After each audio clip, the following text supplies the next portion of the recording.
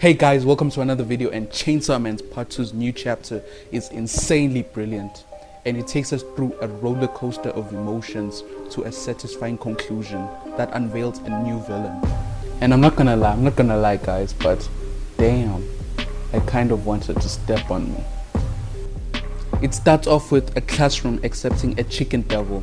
Yes, you heard that right, a chicken devil as a pet, and after 3 months they are going to eat that chicken devil. As crazy as that may sound, the teacher is only doing that because he wants to show how precious life is and that it shouldn't be taken for granted. And this is when we get introduced to our new character called Mitaka. Mitaka is a loner who seemingly doesn't have any friends at first, and she seemingly hates everybody and everything, so basically everything in existence. Not so long after, we get introduced to the class pres, and she's the only person in Mitaka's class who even acknowledges her existence. So, unlike me, she's lucky. Over the course of 3 months, the class ends up forming a close relationship with the chicken devil called Baki, and they get attached to it, which leads them to deciding that they don't want to eat Baki, as it has now become more than just a chicken devil and more than just a meal. It has now become their friend. And honestly, this chapter seems like it's going to be more wholesome than Spy Family. So to celebrate Baki not getting eaten, the whole class goes out to play soccer. But to no one's surprise, Mitaka is reluctant, as we can only assume she wants to keep her loner status.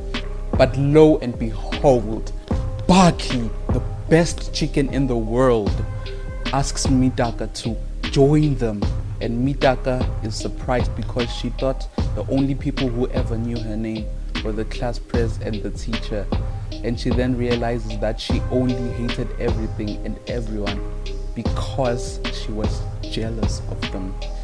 And non-ironically, this almost made me cry until this happened.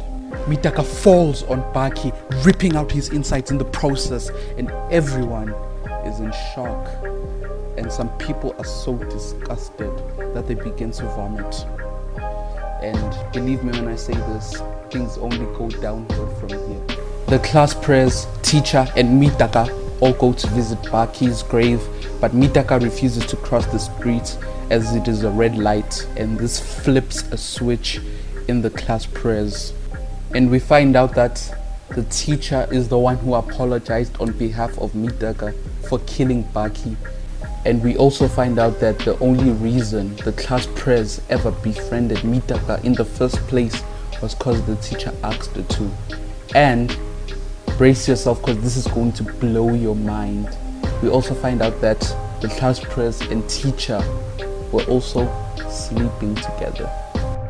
And even though the class pres and the teacher were getting it on under the sheets, the teacher still likes Mitaka more.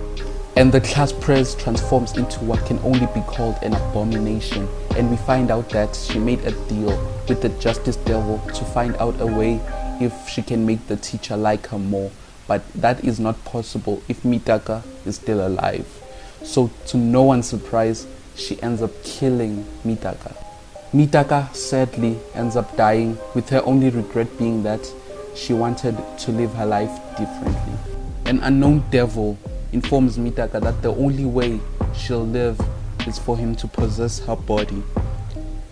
And she then proceeds to make a sword out of the teacher's spine and slices the class pres using it.